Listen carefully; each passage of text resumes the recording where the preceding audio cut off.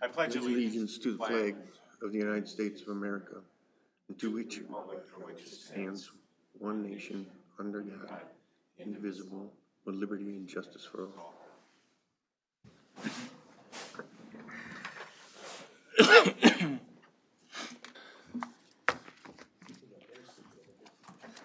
Any questions, concerns, or issues with the agenda?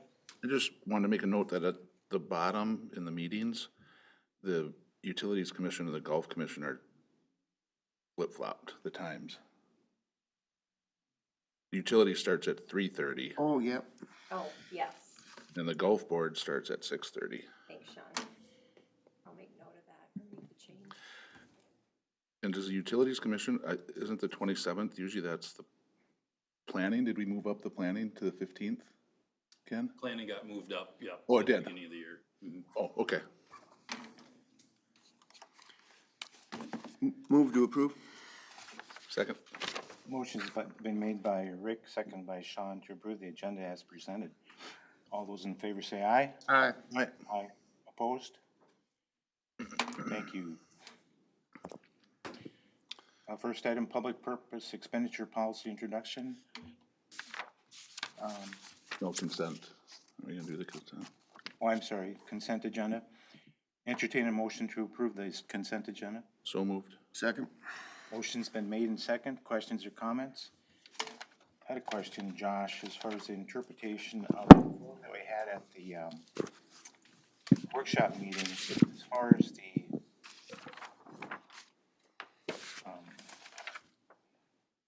preliminary levy, when it's worded as to accept the 7.09, how do you interpret that? Is that? Yes, and so I was actually just reading over that today, and wondering if there'd be questions on it.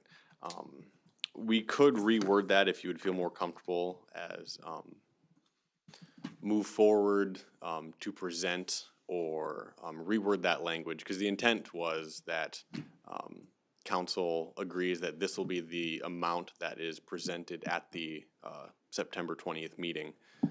And we can definitely, if you'd like us to pull back these minutes, we can rework that if you'd like, so the language doesn't actually use the word accept or approve, which I could see could cause some confusion. I really bring it up for the benefit of the council members here tonight that weren't there. And just to verify or clarify that it wasn't actually a motion to set the levy. Am I correct in that? You are correct. The motion was just to take that amount forward for the actual public discussion that will happen on the September 20th. So it just can't go higher than the 7%. It can always go lower. Well, yes, and so we actually haven't even voted on that. That was more just to move that amount forward. The actual do not exceed amount will be set at the September 20th meeting. That's how I understood it as well. When we talked at the start of the budget process, we talked about September 20th being the date that we'd set the levy. Just to clarify that there wasn't any change in that. There is not. I think Okay. for staff, we were looking more for some sort of motion so that we knew what number to bring forward at that September 20th meeting for discussion. So the additional opportunity for discussion and formal motion to set the levy anticipated to occur on September 20th. That is correct. Okay. And then secondly, are we going to have Mike sign these minutes, Mike Johnson? We can, or I guess we can have, I know that you guys made Ken the kind of acting city administrator. We can have him sign those. Or if you'd prefer, I can go back and kind of review the meeting itself. I know we have recordings of these, and I can sign them. I guess that would really be up to how, I know using Ken or myself would probably be the easiest way to do it, since not sure what Mike is doing with his time now. He may not be able to come in. I don't have any issue with Ken signing them if he feels that the minutes are accurately portrayed. I think they're accurate. Okay. I just feel that it should be signed by somebody. Yes. Okay. All right, yeah. So there is no more budget? We didn't plan anything on that? We have not planned any at this moment, but I'm sure before or after this levy meeting, we'll have more, so.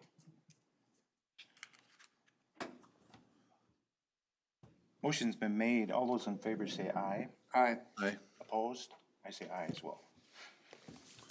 Okay, now, public purpose expenditure policy introduction. I can do a real quick overview. We do have City Attorney Scott Riggs joining us electronically here tonight for this agenda item. To give a little background, this actually predates Josh's time with the city just a little bit. I believe Mayor Jurek and Councilmember Wolf had suggested some kind of a staff welcoming lunch to help Josh get acquainted with the city employees and kind of a quick, easy way to have that taken care of. And when we ran that by City Attorney Scott Riggs, he indicated that that wasn't that easy to do, and then pointed out that going back to the last charter amendment back in 2017, he actually had drafted a public purpose expenditure policy. And that is what Scott would like to give you an overview here tonight on. And I don't know why that was never moved forward back in 2017, but Scott has a little better background on that from that time. So I think with that, Scott, hopefully that was a quick enough intro for you. It is. No. Good evening, everyone. I can jump in. I don't know why this didn't move forward either. I'm sure it was just because many other things to cover by the city and city staff, city council. But it really is the culmination of the charter amendment that was done, as Ken mentioned, back in 2017. What the idea of that amendment was, and we did have some questions that predated that charter amendment relative to the authority of the council to expend dollars on certain things. A charter city itself, which we are in New Prague, may have extra powers that are beyond just a Plan A or regular statutory city if we put those into the charter.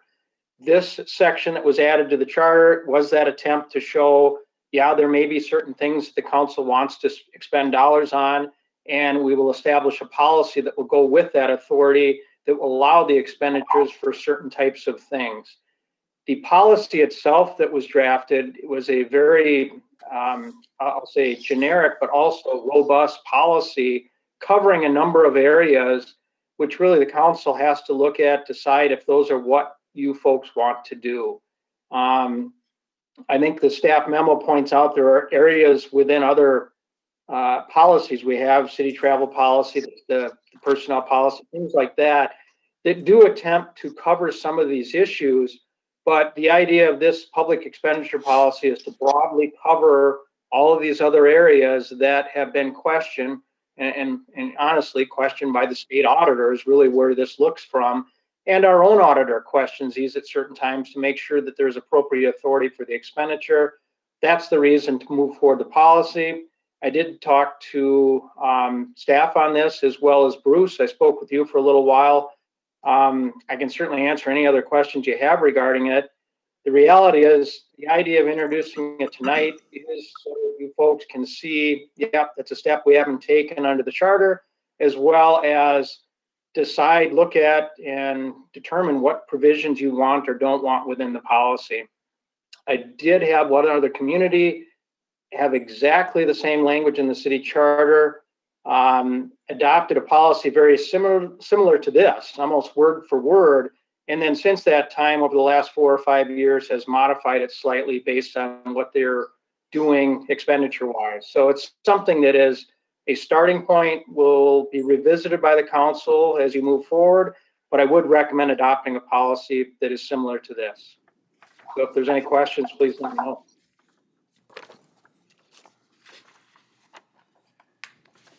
I would just follow up with the comments that I had as we started talking about some transition activities in the staff, and as Ken mentioned, talking about trying to do something where we can get all the employees together in more of a talk or opportunity to visit or introduce Josh to the staff, and the idea of having some either doing a lunch and learn kind of situation or that type of thing, and providing lunch. And that whole idea kind of caused this whole thing to kind of be brought up again. But and that's why I had direct conversations with Scott about that to understand what the issues were. So that's where we are with this. This is being brought forward basically as an introduction. I do feel, in my opinion anyway, is because it is part of the charter and the charter does require it, that we should adopt something. If not this, it should be something along these lines to, so we cross our Ts and dot our Is with a future audit or anything that we're currently doing.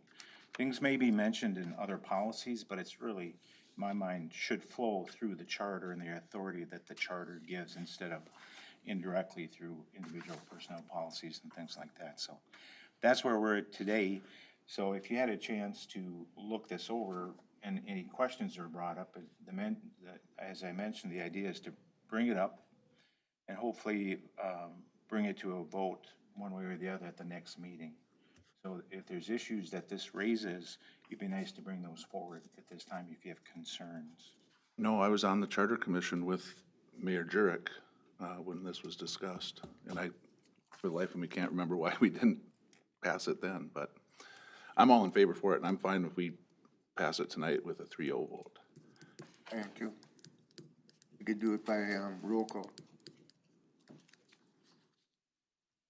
I think it's probably, at least my understanding and the way I presented it is that we probably try to do it at the next meeting. Josh, you think that'd be more appropriate, or do you feel we should try to tackle it at this time?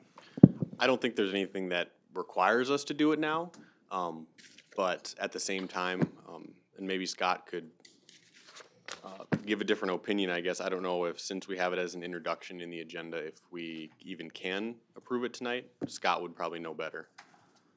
Yeah, Josh, thanks. I don't think it's a problem to approve it, but you might want to have all your council members present if there's any other input from Maggie, because she was on the Charter Commission as well.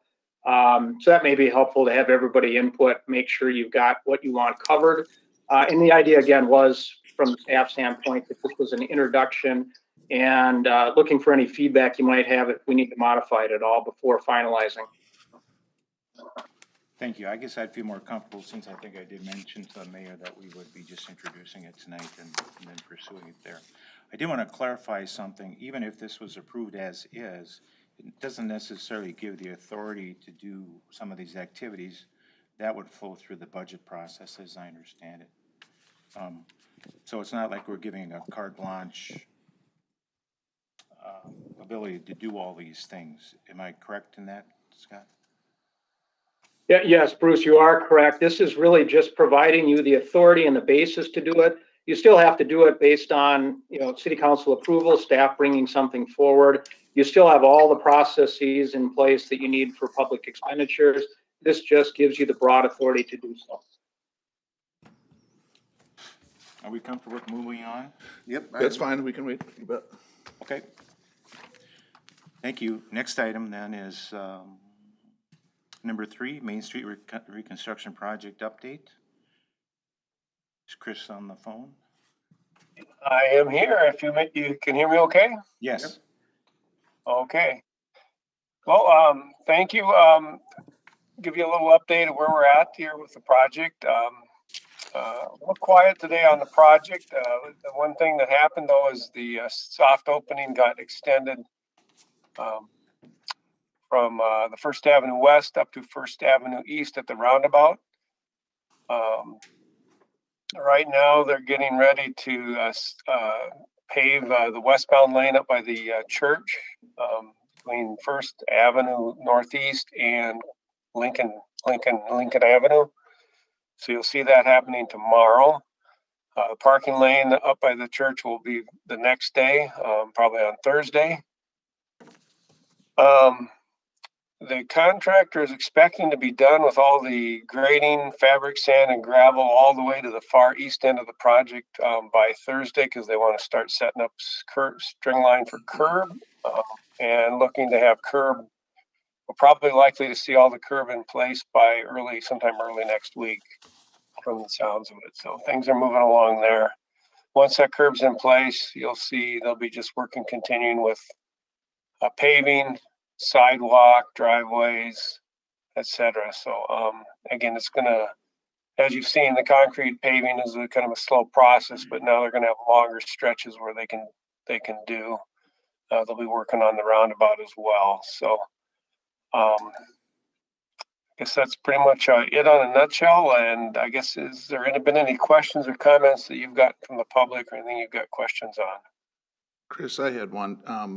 why did we wait until, today to extend that? Was there, nobody could seem to figure out what, it looked like the road was complete, but everybody was asking about it. Yeah, I think it was a little bit of miscommunication. We had actually asked that question last week, and they still have some minor work to do in that stretch, mostly like signage and things like that. Ultimately, the question was asked again today, why isn't this open? And realized there really was no reason why it shouldn't be. They'll still have some work to be done, but they'll be able to do some of that do that under traffic. So, yeah, I agree. It would have been nice if it had been opened on Friday. Okay, so that was a contractor decision, not necessarily, engineering or a city decision. No, and yeah, and ultimately, ultimately the decision was quickly made this morning just to go ahead and do that, and that there shouldn't be any issues. And I haven't heard that MnDOT's got any complaints or problems with it either. So, Okay, thank you. I can just comment on that, Sean. Yeah. On Friday when I met with the contractor, they wanted to do. On Friday when I met with the contractor, they had to do wood chips all the flower beds. We're not getting the perennials most likely this year, so they wanted to wood chip all that area. Okay. They did not want to do that under traffic because they were running loaders up and down the street. Okay, So this morning when I met with the contractor, I asked them what they had left. Like Chris said, they have signs still to put up. They got to wash all the buildings down still. And at about 10:30 this morning, I said, well, that stuff can be done under traffic. Let's get these opened up, even if it's just for the 2 weeks until Dozinki. There's no reason to keep this closed anymore. So at 10:30, we decided it needs to get opened. great, thank you, I appreciate that, and again, I was just asked by multiple people, they couldn't really see. Looking back on it, it probably could have got opened up Friday night. But it's, It that's ended up fine. being today. I'm happy that it's open now. Yep. So, Also give you just a quick update for the next council meeting. I'll certainly be there in person. We'll have a number of items related to the project, just to give you a heads up. Our favorite subject, change orders. There'll be some change orders, but the big thing is we'll be starting the assessment process with the next council meeting. We'll have resolutions to declare the cost, order the assessment roll, and order the hearing. And then the hearing will be set for October 18th. So that'll be coming up here with the next meeting. So otherwise, any other questions?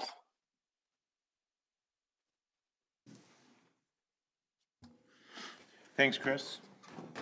Thank you. Next item, number 4, tobacco-free parks policy. I'd like to table this if I could, until we can have a public hearing on it.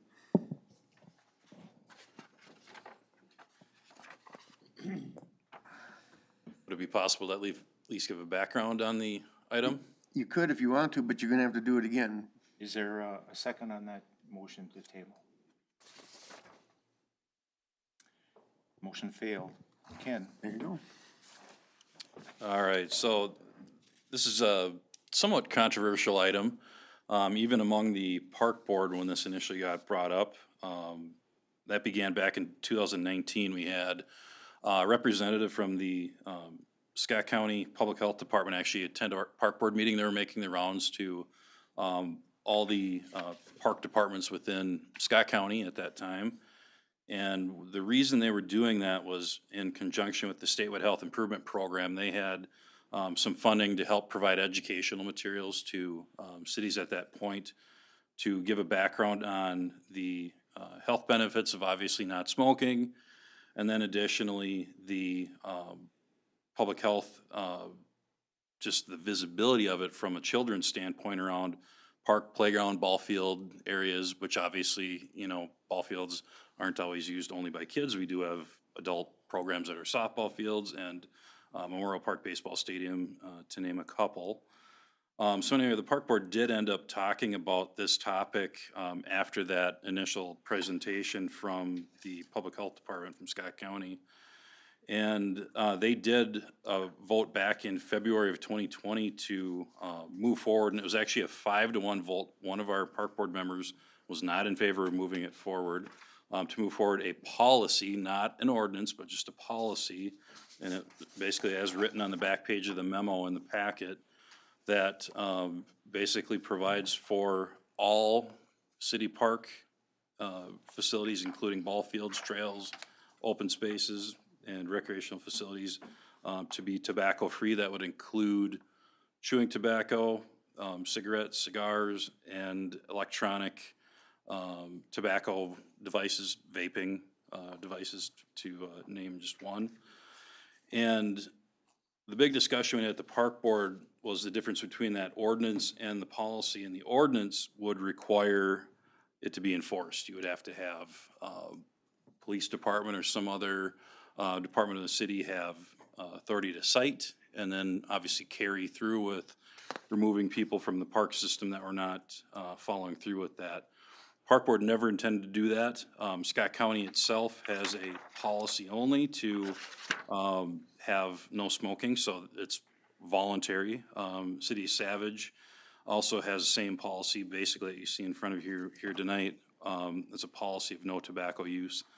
Again, it's voluntary compliance is really how that is handled. We don't have staff, we would not have staff going out targeting people and having them be removed from any park areas, but what it would provide for is through the Statewide Health Improvement Program and the Association for Non-Smokers Minnesota to provide some signage that we could put up in locations basically near the playgrounds is what the intention would be, to show that the parks are tobacco-free.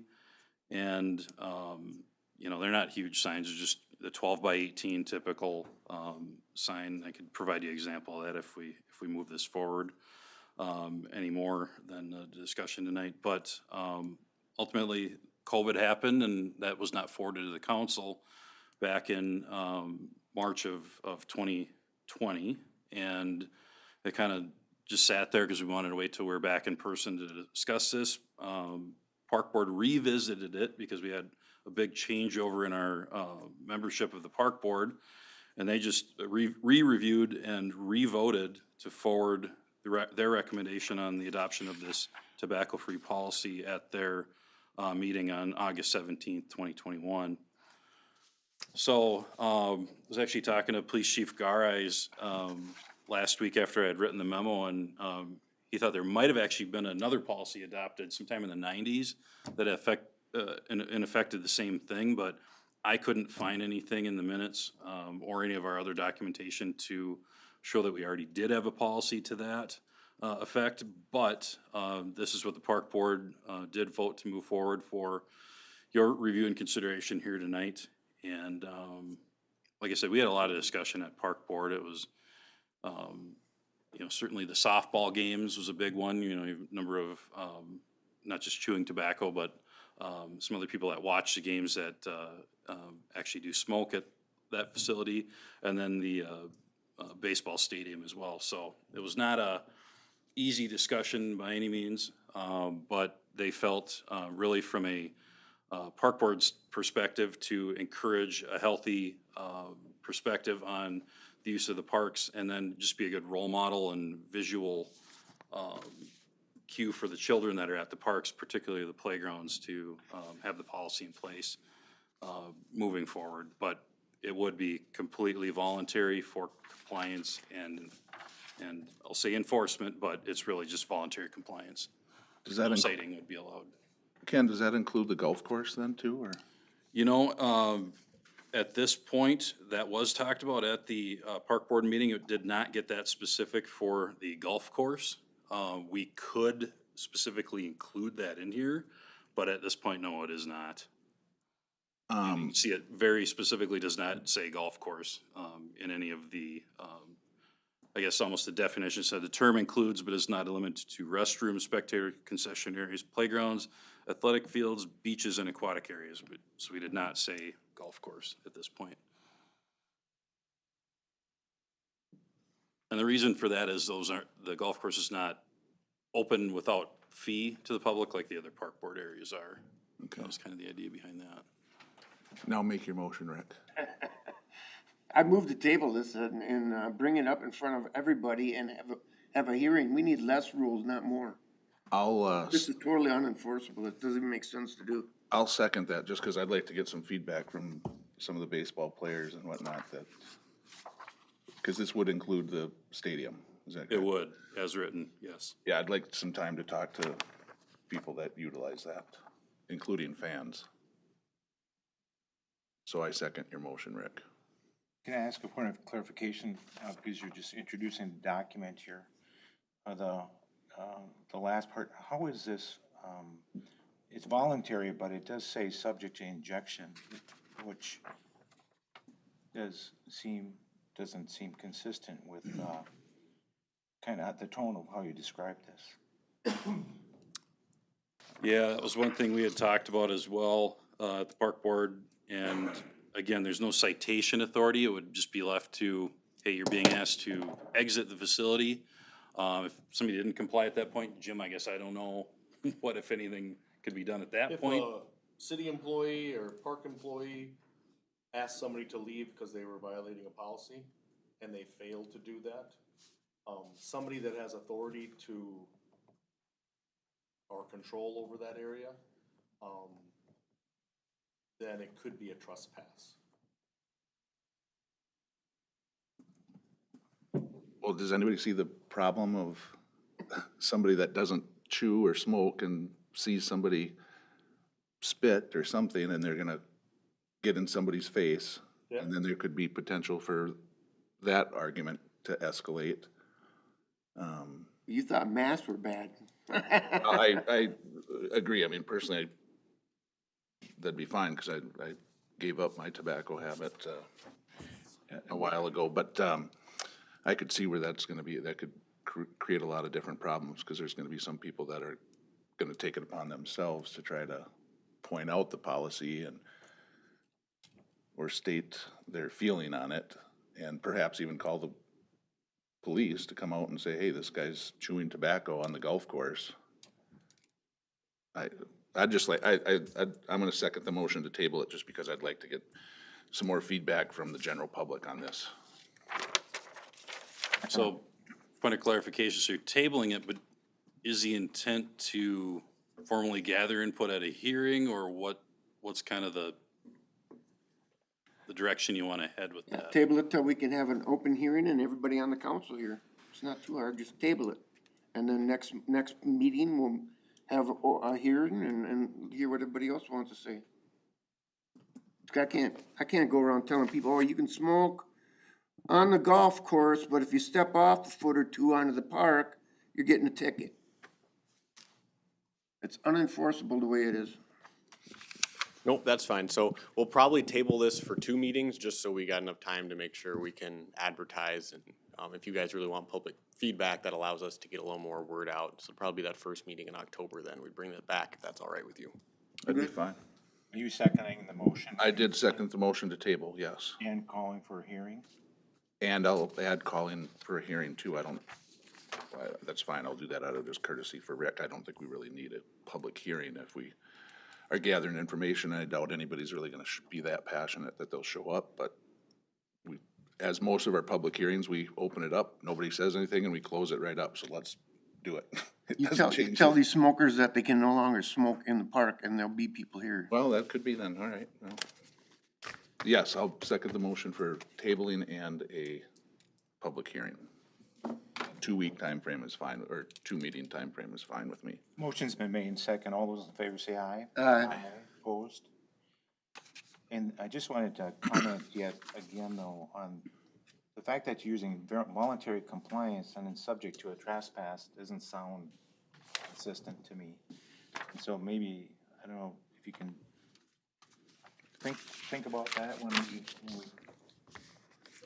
touch this again the next time. Yeah, and I can visit with the county and the other cities that actually have this language in place currently and how they deal with those particular issues. I mean, asking someone to leave is a pretty non-aggressive, but once you start saying you have to leave, then it becomes a different issue. And that's, I'm not sure, that didn't seem to follow the tone of how you described it. And I guess I would like a comment too, as we talk about this. This policy, good or bad, would be more consistent with the school. And we have people jumping from practicing softball at the school fields and then going back here. So it's not like it's not known or seen in the community either. Right, no. Are we good on that, Ken, or do you need Nope. any more? No, that's guidance on great. that? Thank Okay. you. Change order for repairs to City Hall front entrance, Ken? Yes, I can give you the overview on this item. So at the August 16th meeting, we had a change order specific to the repair of the front parapet and entry of City Hall. And we had learned almost the next day, I think it was, that Simon Brick and Stone had made a mistake in their change order proposal related specifically to the stone caps that sit on top of the rebuilt parapet. And they were not wide enough to cover the parapet top and then the new backing wall that was constructed. And you can actually kind of see it up there if you drive by and look up high enough. So they realized that they had missed the stone being wide enough to actually cover that new backer wall, and that was an additional $1,400 onto the change order that you had approved at the meeting on August 16th. We don't like bringing change order items back to you certainly that quickly after getting your review and approval. But in reviewing it with Simon Brick and Stone, we do believe it was a oversight in their proposal. It is a cost that is warranted for the repairs, and we do believe that they should be paid for that work in order to properly repair the top of that parapet up there. So that's the first part of the change order. Second part, the other item I had brought up on August 16th was relating to the roofing work. So what they did was they cut open the roof down to the concrete slab that's basically above the floor here of the council room, in fact. And they had to build the backer wall from the concrete floor, which is, you know, above the false ceiling here, and then build up. So they had to cut through the roofing, and we did not have an estimate at the time for that work from Neiman Roofing to come in and reseal that up. And I don't know, Matt, if we got a final bill yet at this point for that repair? Not yet, but they were estimating it would be no more than $2,500. And they did get all that work done. I think that was completed, what, on Thursday. So that was the other estimate, but it will not exceed $2,500. So basically, we're looking for this change order amendment for a total of $3,900, $1,400 for Simon Brick and Stone, and then the not to exceed $2,500 for Neiman Roofing for that repair that they made when we had to open up the roof last week. And again, we do have, I think, close to 70,000 remaining even after this project in the City Hall Repair Fund, Reserve Fund that had been set up for the project. Any questions, comments? I'll make a motion that we approve the change order. I'll second it. Motion's been made and seconded to approve the amendment to the change order in the front parapet repairs to City Hall in the amount of $6,361 to Simon Brick and Stone, and to approve the roof repair work for Neiman Roofing in the amount estimated at $2,500. Any questions or comments? All those in favor say aye. Aye. Opposed? Motion carried.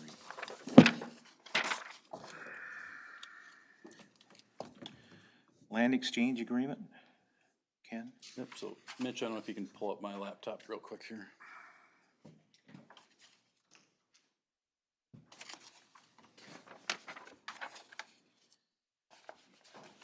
All right.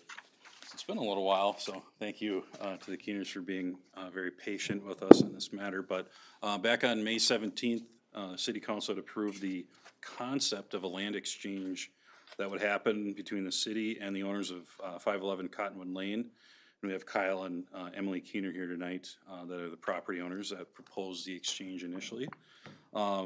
Myself and Public Works Director Renda had visited with the Keeners on a few different occasions this summer just to basically nail down the appropriate location of where the new property line should run. What we had going on was, if you can kind of follow my pointer here, the city's property was jutting, we'll just say very unusually, into what appeared to be the backyard of the Keeners, and then out to the northeast fashion up into kind of an area where there's drainage ditch and a drainage pond.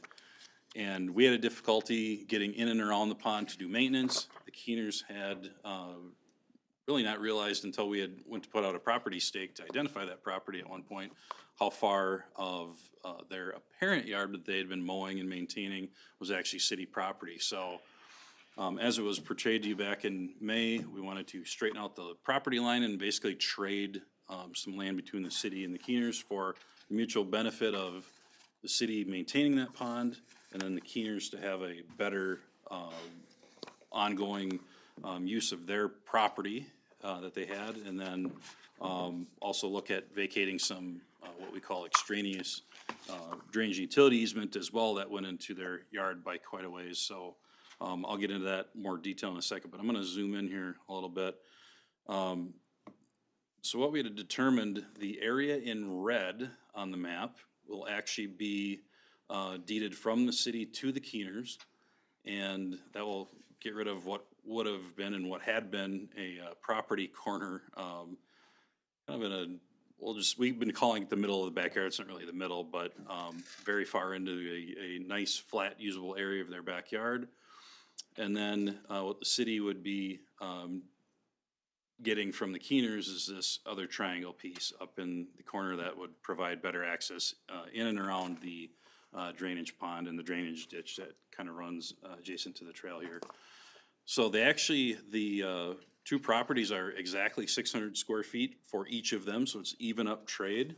When this was introduced back in May, City Attorney Scott Riggs indicated that he could, put together a, land swap agreement or a land exchange agreement, and that is what is in front of you here tonight.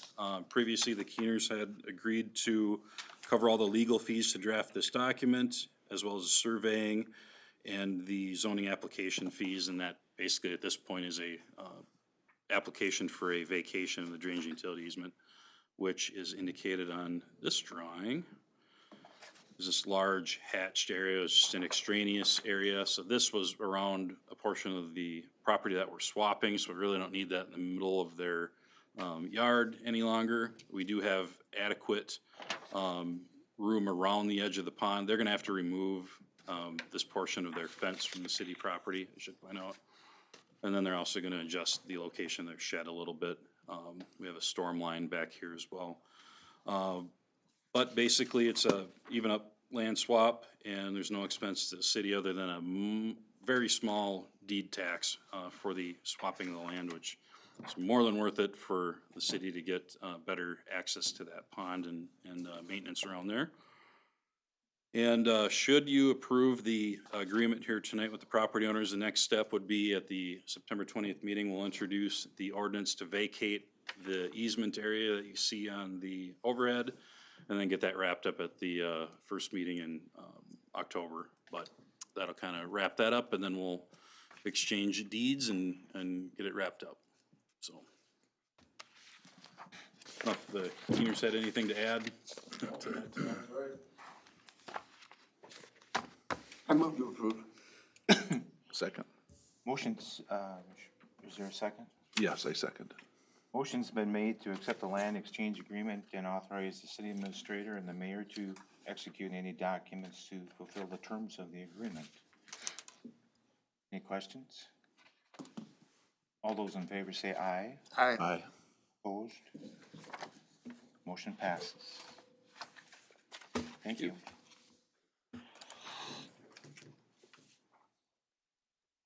Good luck, guys. What else we got, Josh? I've got nothing else. Staff, anything? Mitch? Anybody? The only thing I wanted to bring up last week, I got a call from a member of the Orioles baseball team, asking if we had any objection to them putting in a bid for a state tournament again in 2024/2025, one of the 2 years. On the city side of things, I told them I have no objection. First, I asked them what they wanted from city staff-wise on the field. Pretty much with all the work we did 4 or 5 years ago, there's gonna be more maintenance on it during that year of the state tournament, but nothing crazy like we did 4 or 5 years ago. my eyes, that's why we have this amazing, beautiful baseball field, is to draw more attention to it and get more people involved. And it sounded like the community really liked it back in 2019. I think it's a great idea. I hope they can get it. But I told them I would bring it up to the council. If you guys have any questions, I could pass it on to them. I'd be good with it, but weren't we having problems with them, keeping up with the maintenance and stuff on it? They don't do any maintenance. The maintenance is strictly by the school / park department. I should do very little maintenance. I should clarify that a little bit, because they do a very bare minimum, but they do a little bit. 99% of it's done by the school /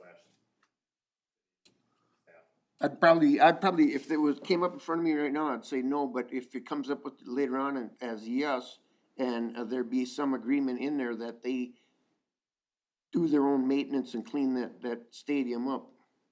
Cause it is a good deal, but They don't do their maintenance that they're asked to do right now, and that they are doing, is after a baseball game, they need to, what we call putting the field to bed. They need to pick up all the garbage, they need to rake the field, not a real, it's ready for the next game, but if it rains and it's not holding water, they have to tarp the dugouts and home plate. That is what there's a list of things they need to do after a baseball game's over, but no, when we have maintenance days, they are not out there cutting lines, cutting grass. They're not doing any of that stuff. That's, like I said, between the school and the city staff. And that is very normal for city-owned fields.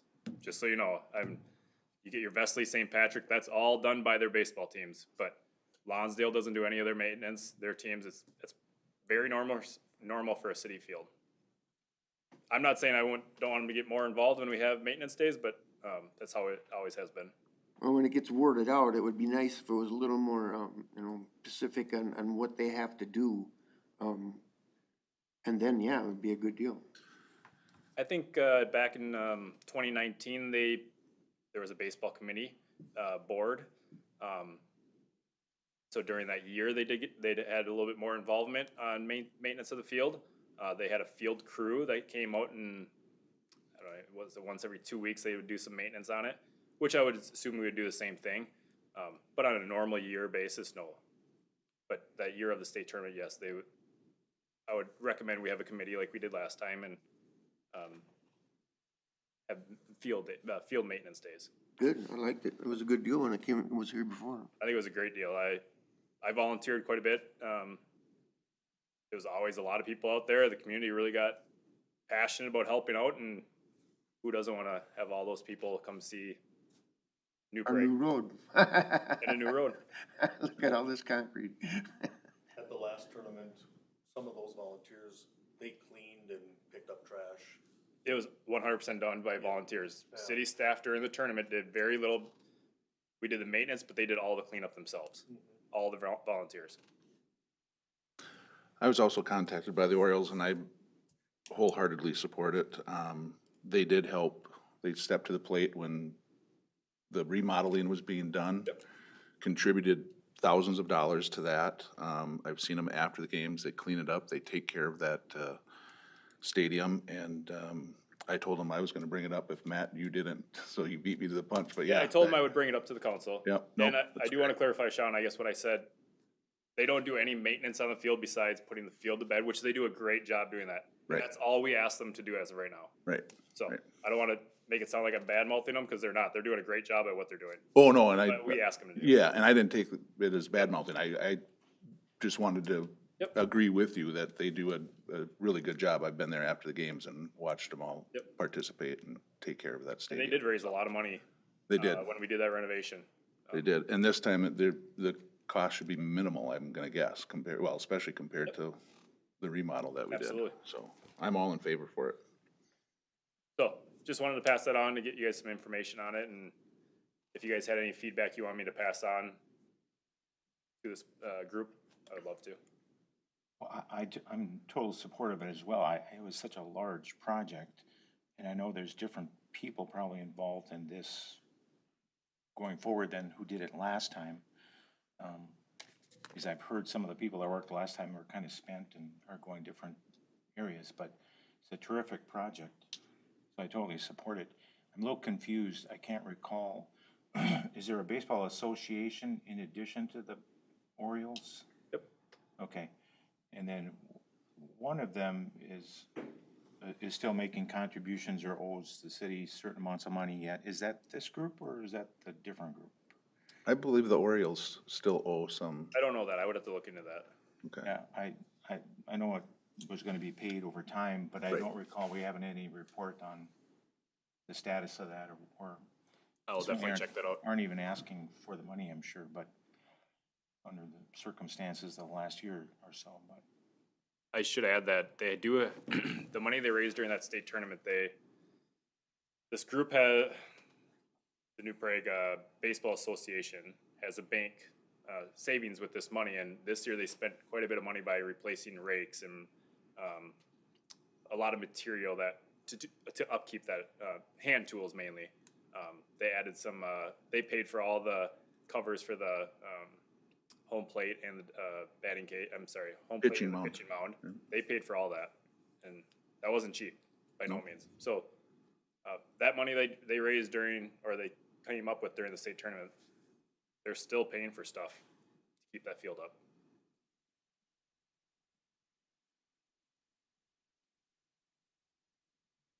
And New Prague still holds the state record, I guess, for attendance, is what I was told last week, which is pretty cool. Line between Shakopee and New Yep. Prague, or? Yep. Anything else, Matt? Oh, that's all I got. Police chief, anything? Two things. I know there's a member in the audience, wanted to talk a little bit about the car cruise route that was chosen. I know when we met with, city staff and Brooke from the chamber, we talked about not knowing, what was gonna be available at the time. We anticipated that we would have from First Avenue west to 21 available to us to utilize for Dozinki. With the car cruise, I determined, for public safety, it would be best to come out with a route that does not utilize Main Street. Because again, at the time, we didn't know what we were gonna have. And then, my other thought was, we don't know what kind of crowd we would have that would be concentrated on the 3 blocks that we would do the car cruise on versus all of Main Street when we had that available for driving down Main Street.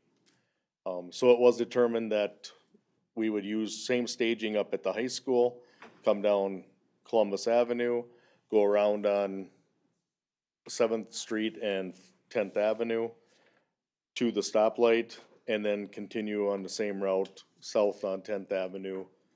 And then they would go out into the rest of their route that they do out in the country then, over to Lonsdale and down towards Montgomery and then back up into New Prague. Which is separate from the parade route. Yes. Yep. Yeah, the car cruise is for the car cruise itself. Yeah, previously we would come down Columbus to 3rd Street, come across on 3rd to 2nd Avenue, and then down Main Street. But again, that route was chosen because it did have a lot of green space along the route for the public to be able to observe the car cruise at a different location this year. All of 10th Avenue southeast, the traffic lanes are against the curb. So anybody on the curb, on the green space, on the sidewalk, or the walking path there, it's gonna be wide open for families and people to observe the cruise going through there. So, nobody discussed this or anything? You're the person that says this is what it's gonna be done. I looked at it as a public safety issue and concern. Do I worry about every car cruise on Main Street? Yes, I do. Do I worry about every parade on Main Street? Yes, I do. Because 10 years of parades and car crews is not worth one child getting run over. okay? So yes, that was, when we met, I had spent 2 weeks looking at possible routes, what we could do, what would be best. For public safety, this is what I think is the best route this year. Will it come back to Main Street yet next year? More than likely it will, because then we would be utilizing the same amount of road that we did in the past. Well, I'm sorry, if you could state your name and your address for the record, so we have that in the minutes. Dan Hoheisel, 706 Ironwood Avenue Northeast. Thanks, Dan. John, did you? yeah, I'm all for public safety, and obviously nobody wants a child to be hurt, but I've just been hammered if not 1, 2 dozen people, including the pool party at the former mayor's house yesterday, where I mean, they're holding the council responsible for this, and I don't know if it's just, they don't understand it, but, the people that have contacted me, one business owner, which I know has contacted you, Jim. But multiple people want that to go down Main Street, even if it's in a limited capacity.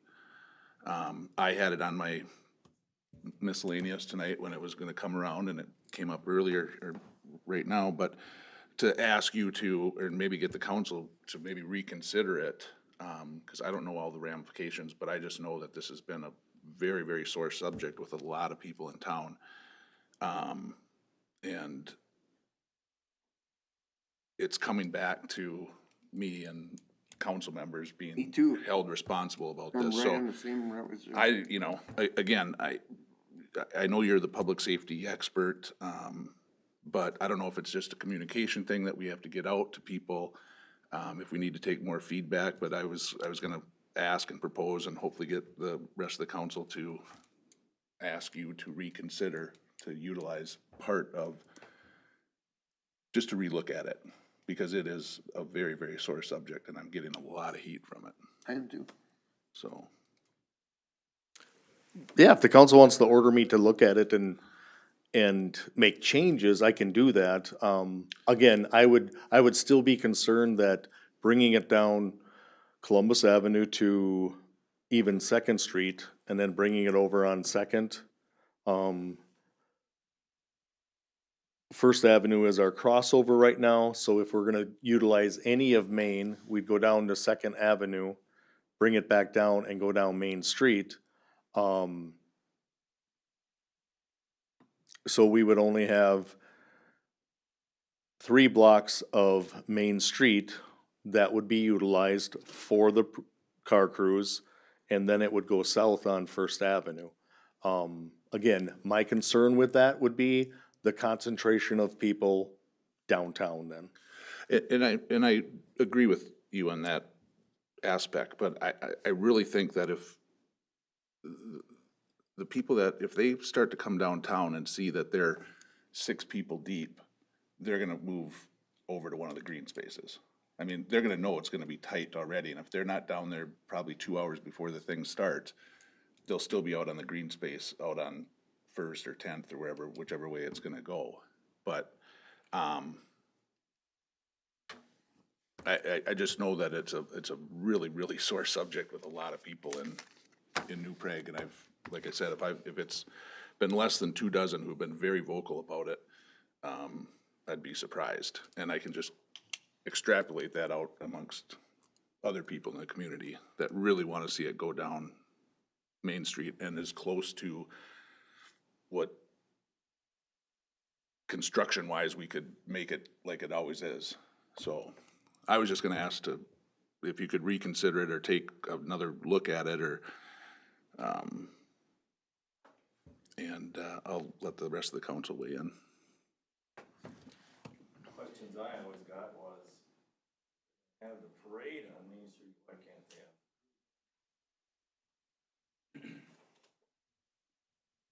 have? Again, we're looking at spreading the parade out several more blocks with other green space than just the concentration on Main.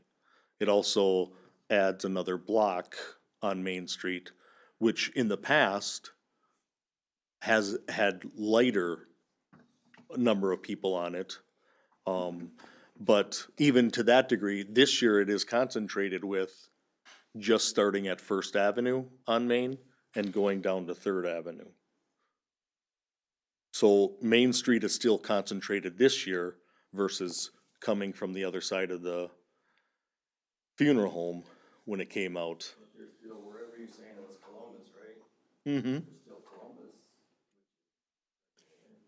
For the car cruise there is, yeah. Plenty of people there too. There could be. People with kids, I'm guessing. Where are the food trucks and everything gonna be? Well, Brooke has them laid out on Main Street again, within the area that's designated. So if anybody down on 37 or wherever, and if they want, that's gonna be a mess. Driving and walking on the streets. I just think it's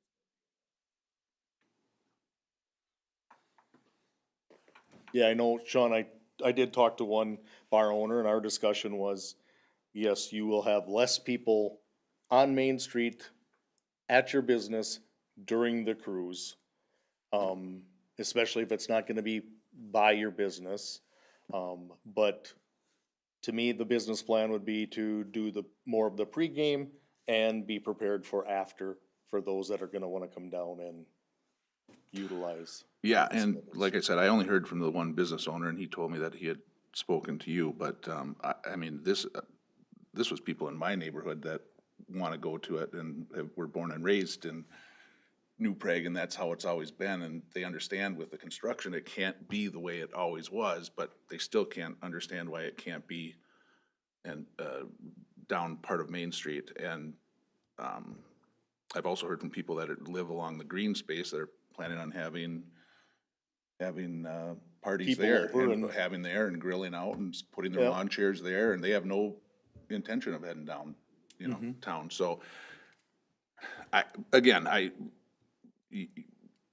just wanted to get the rest of the board's, feelings on it, because, like I said, I've been hammered on it, I'd just like you to reconsider it. And now that we've opened up another section, maybe it would make sense that we could do it a little bit down Main Street, or send them out on 21 and go out south of town. I don't know, I just would like you to just maybe reevaluate it. Exactly, and I wouldn't go for, making a formal action to order you to do that, but please do look and see if there's any kind of option you have out there where you could at least get the cars by the businesses. So but, you know, I've gotten equal amount of complaints, you know what I mean? Soon as it was published in the paper, boom. So there is non-business owners interested in this too, so I would say that there's a greater number of, residents that would probably object to the way you're doing it down, you know, around and about. But I would think that a little cooperation from, Pat and you, you could just get it published out there, why, who, and, you know, just make it a little more clear. I myself would like to see it in front of the businesses, but I'm one for public safety, so I'm not gonna argue the fact. Well, and utilizing 21, I am not gonna pour out 200 to 400 cars onto 21 Okay. without getting a permit to be able to do that. I mean, it's closed to 21, but I'm not gonna be able to pour vehicles out on that. I see. And even if we utilize from Second Avenue to First Avenue here and then go south, there's really no clean way of getting them over to, let's say, a clean, controlled, quiet way to get them over to 10th Avenue then. I mean, we could run them down First Street, Yeah, down by the park, which is gonna be a parking issue already, and then run them through the golf course parking lot and out to 10th Avenue. But again, that's gonna take a lot of officers for all those intersections, twists and turns, and to be able to keep them controlled while they're doing that. I get chewed out from the sheriffs of both counties that these vehicles drive through because of what happens out in the county. And all I can say is, I'm sorry, but we try and control them in our community. Right. But yeah, there are some places along the route that, they have people in lawn chairs egging them on to spin out and turn their tires. That just happens all the time. But it would just be nice if the article read, you've got limitations too that you can't cross. If the county says you can't put the traffic out there, then you can't put it out there. I mean, that's the way it works, but in town here, I don't know, if you can at least just drive them through there, however. Couple comments, so thanks, Dan, for your comments. It's nice that we're even having this conversation, because, I mean, the way the construction went, we're able to even have Dozinki, so so I'm very in tune, especially dealing with the Main Street Marketing Committee and the businesses downtown for the last few months, in tune to when the construction's gonna get over, and the concern, the anxiety, and things like that, so I'm very, I understand that very much. So I'm glad that we even can be talking about this, because there was a lot of talk that we might not even be able to have Dozinki when we talked about this last year, at the beginning of this year. And the Main Street's not officially even gonna be open during Dozinki. MnDOT's not giving the blessing, it's not open for full public traffic even at that time. But this is a chamber event also, so it's not, and I'm not hearing that the chamber made a request to change anything or have had any conversations. Any of the board members of the Chamber of Commerce or the director is requesting any changes to the route or anything. No, she inquired what I would present as the route. That's what I presented, and she didn't have an issue or concern with it.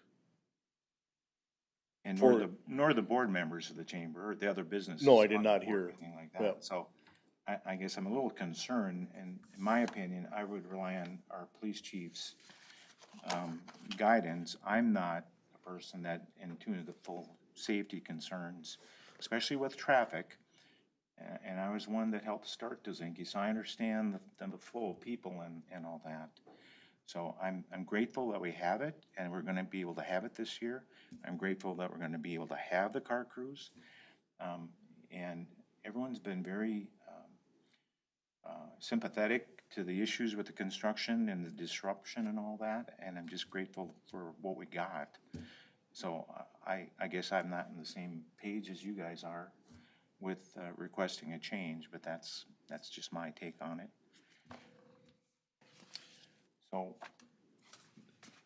So if there were other business owners that were to voice their opinion, would that change your mind, or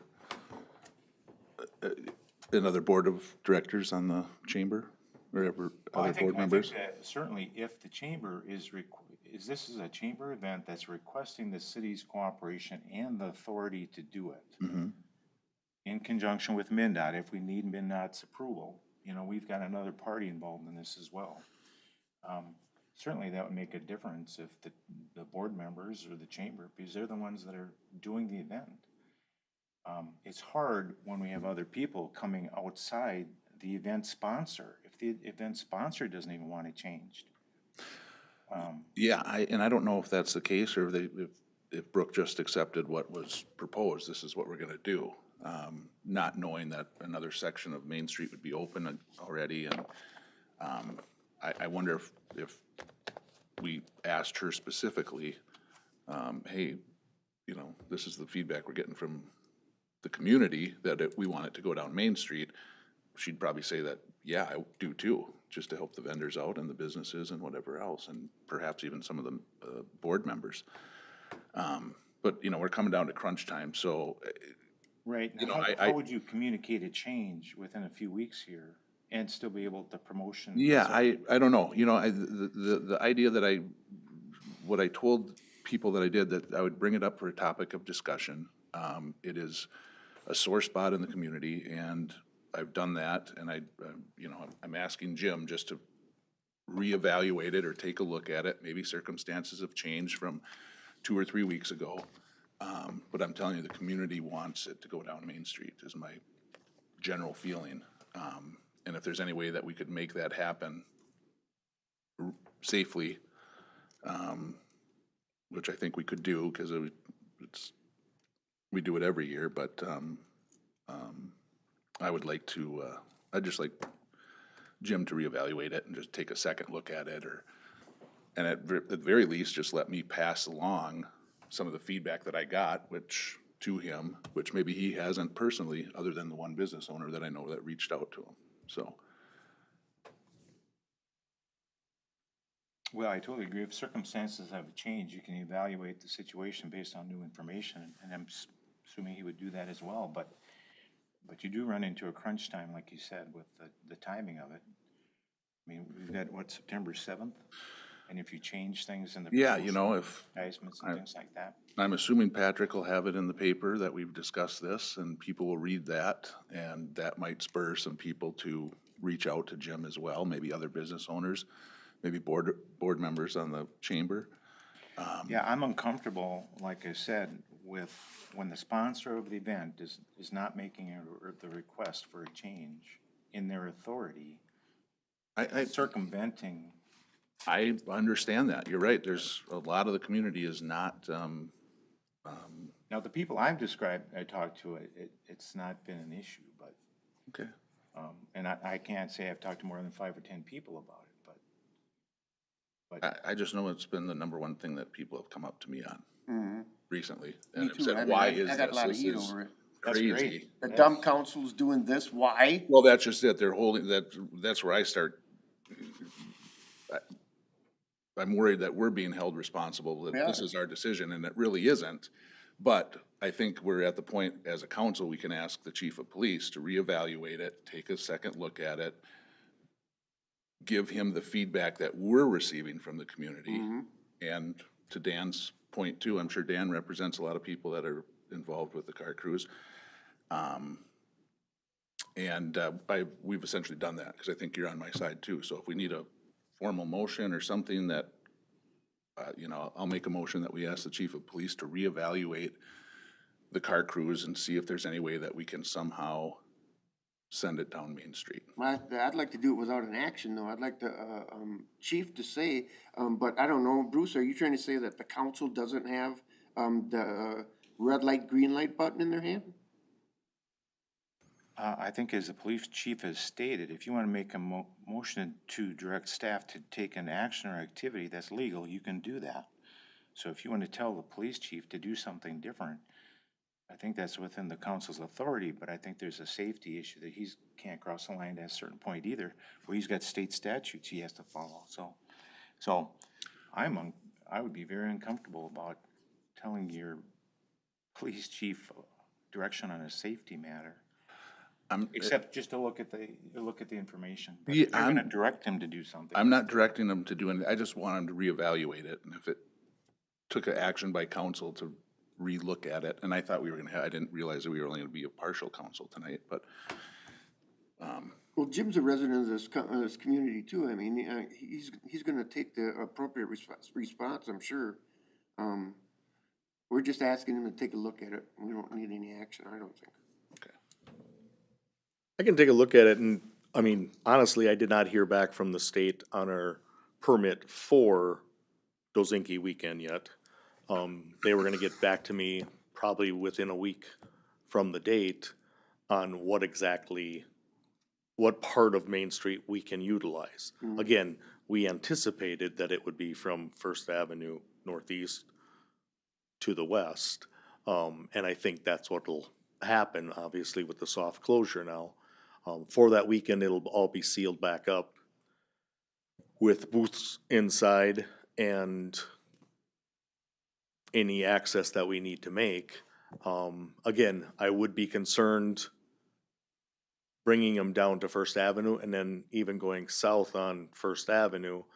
I would not get them back over to 10th Avenue for that green space area over there anymore. That would just go south on First Avenue and to 29, and then they would be out in the county there for that leg then. But the parade's gonna go down first, right? Is that The parade will come up first. up first? Okay. Staging will be on the south side of First, from Fifth Street south. Mitch, can you turn my computer on? I can just put the route up. The parade's actually starting on First Avenue and Fifth Street. It's not starting on Main Street. Yeah, well, when I referred earlier to people, I know homeowners on First Avenue that were planning on having parties for the Yeah. parade, and they would like to do, they could theoretically do the same for the car cruise if if they went out of, south of town on First. Do you have a map of what it would look like to do the car cruise?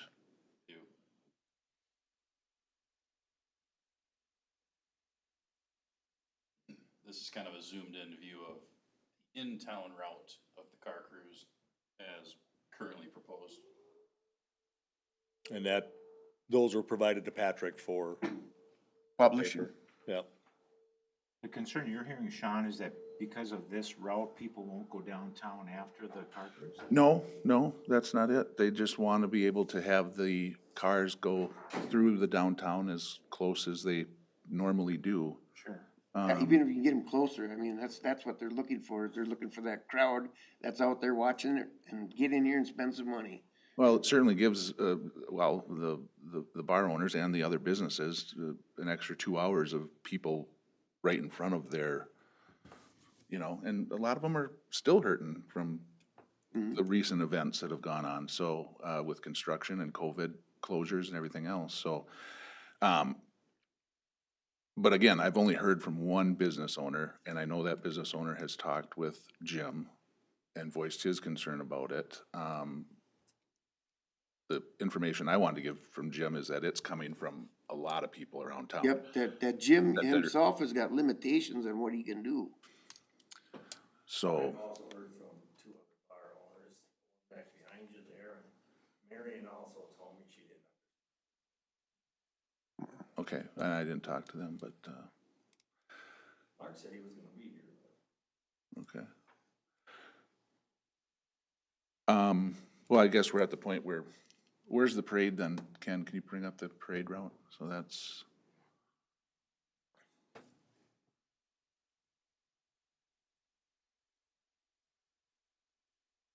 So on the bottom, they'll stage south of that blue line then on First Avenue and wrap around on Central.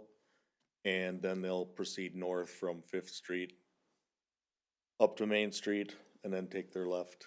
so the staging area is the golf course for the parade, is that correct? Or where's this? Initially, we were, Map right here. we were gonna utilize that, but no, it'll be right on First Avenue Okay, on the east side. And then, that connection to Central there and up Central. Ken had measured out how many feet we used over on our previous staging area. This has slightly more than that, so it should be enough to be utilized. If we needed more, we could stage a little on the south side of Fifth Street up there yet also. okay. And then those legs could pull forward. It depends how Brooke sets it up then, how they would actually come out, but, that would be the idea, that they'll just be able to continue north. We talked about staging on both sides of First Avenue.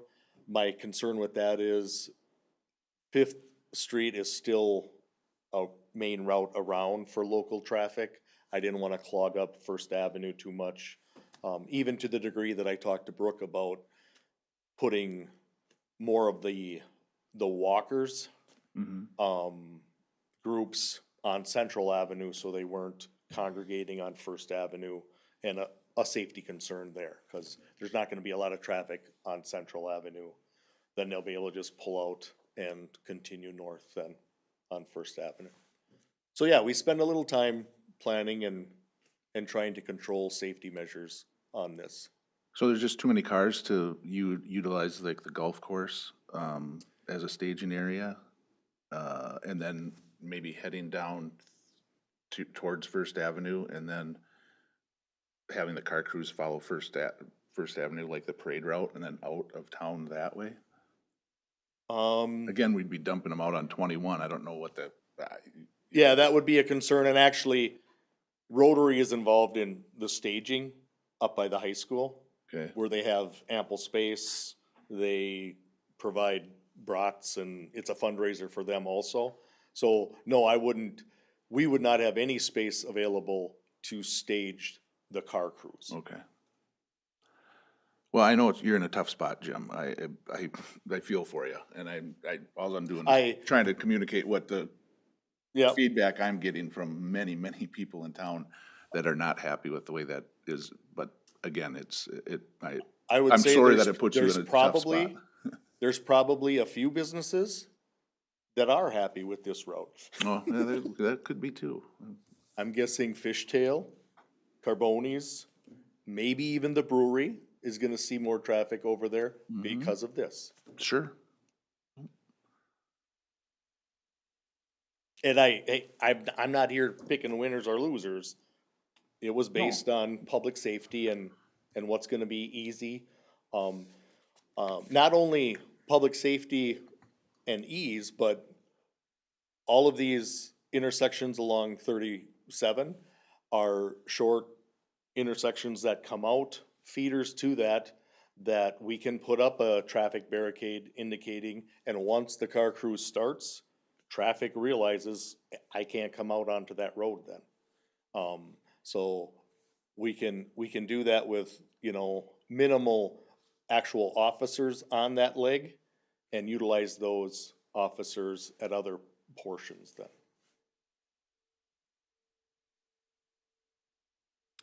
Well, I've passed along the sentiments that I've received to you. If you could take a look at it, that might, just re-review it, and if there's Okay.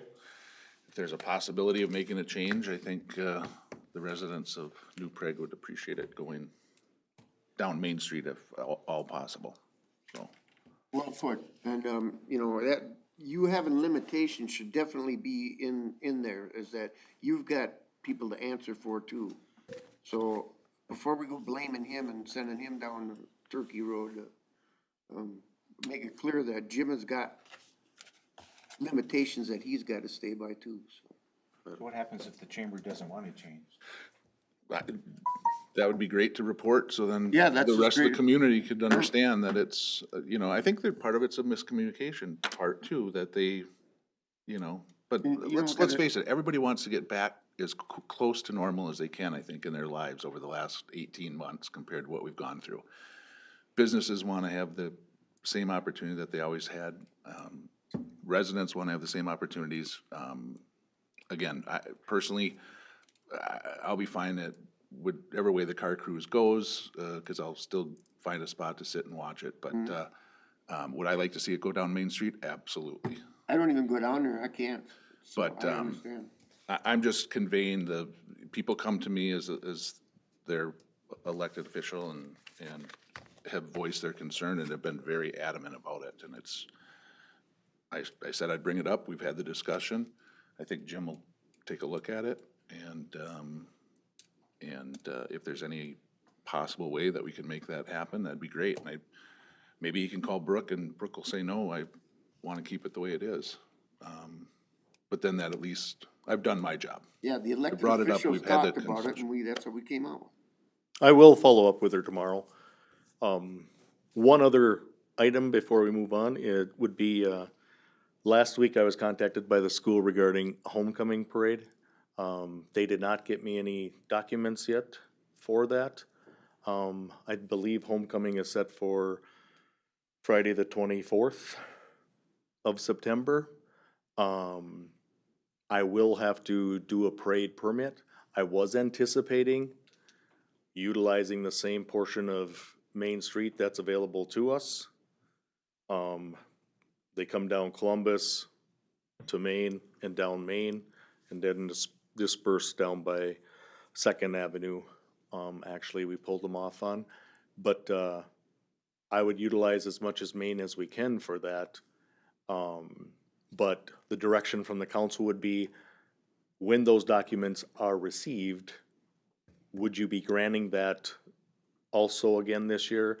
In the past, it's been on consent, that it was part of the consent agenda, but I will have to put in for that permit then. And I'll follow up with, their athletic director tomorrow to try and get those documents. My feeling is, yeah, we have a $13 million new street that I want to utilize, so if they want to go down Main Street for the homecoming parade, I'm all for it. I think that might be part of the miscommunication too, is that it's good enough for the parade, it's good enough for homecoming, but it's not good, they can't utilize it for the car cruise. I think that's kind of the mindset, I would guess, that people are putting those together, that. Are you needing a motion, Jim, on that, or? Just direction, that at least I'm able to follow up and do the parade permit application, cause I think our next meeting is it the 20th? I think. So it would be before it, but I will need to do the permit prior to that. So I guess a motion to give direction would probably be best, that way no one could argue that it's only coming from one or two council members, if that makes sense. So moved. I'll second. Motion's been made to second, as I understand the motion to being, to give, police chief the authority to, at his discretion, to take care of the permit. Mm-hmm. Any questions or comments? All those in favor say aye. Aye. Aye. Opposed? None? Motion carries. I have nothing else. Ken, did you have anything more? I do not. Josh, did you have anything? Nothing else? Barb, for the good of the city, did you have anything? Sean? I had a couple things, two of which we just covered. I had a request from the golf board. Josh is the council member on the golf board. I didn't know if you knew that, but they would ask that in the budgeting process that they could go last, just in order to get another week or two of numbers before we put that together. That would be helpful, because the season would be winding down right about that time for next year's budget. And then they also asked me to invite you, if you could come to the next golf board meeting, so they could meet you and kind of get a feel for you. And Yes, this is going to be my tour of boards kind of this month, and and like to make it a practice of almost quarterly to kind of visit all the boards, just to make sure that I'm up on everything that's going on. But yes, I planned on being at the next one. okay, great, thank you. That was it.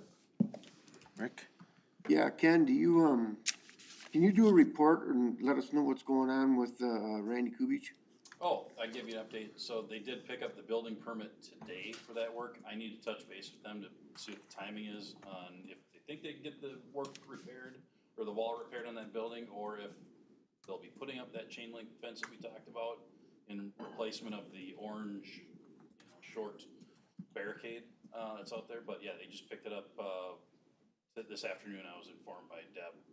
Well, if they don't have to put up a permanent fence, I mean, that's gonna look like crap. Say that again? If they put up a public fence right there, is that what you're talking about?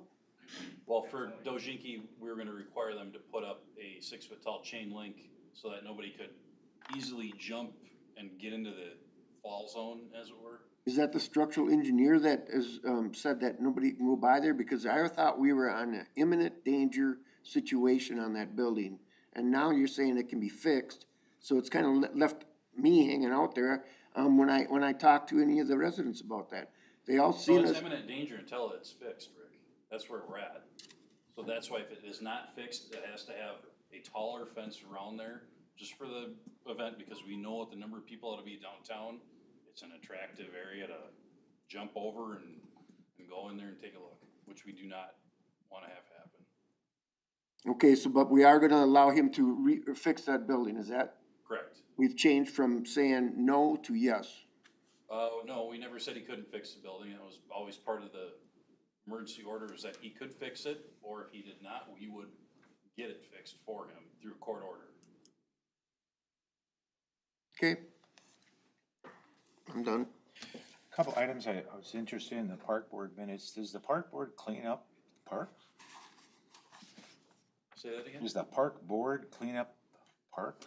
Do a cleanup? Oh, they wanted it, they did a special event, where they picked a greenway part of our, Yeah. system up by the Grana and cleaned it up because nobody's adopted that park.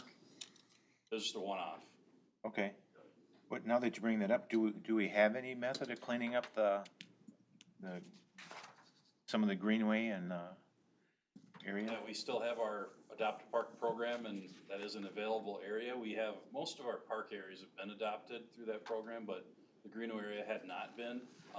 So that's what the park board figured it would, as a goodwill gesture. They may even adopt it. Years back, the park board had adopted different parks and taken care of that regular cleanup type event maintenance that they would do.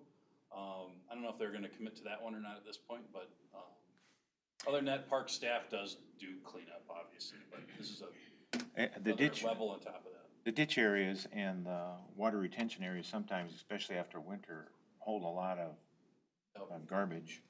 And so I was wondering if there's anybody that's doing it. I mean, Rotary does highways, and Yep, they do the maybe it's something the Rotary should, or someone else could volunteer They for. certainly could.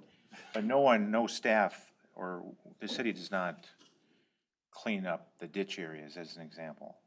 We do that, yeah. Yes, this is just an extra on top of that, to get it extra clean before Dojiki, kind of a thing. They wanted to do that, totally voluntary. Okay, and I see the park boards, you updated them on the dog park issue, but did not supply results, is that?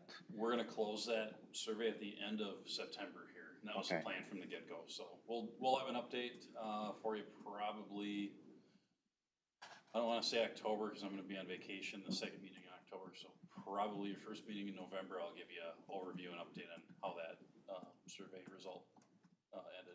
And I don't know if you have the, or still have the ability to do that, but I think you were going to try to, provide the history of dog permits and if it's trending up, down, flat, or no one takes them, or whatever that issue I is. can give you a little preview on that. It's been trending downward, even though the number of dogs most certainly is up. So, yeah, a lot of people are not getting their dog license, very clearly. Okay. But yeah, I do have a graph and data to back that up. Okay, if there's nothing else, take a motion to adjourn. So moved. Second. It's been made second, all those in favor say aye. Aye. It's gonna be a short meeting.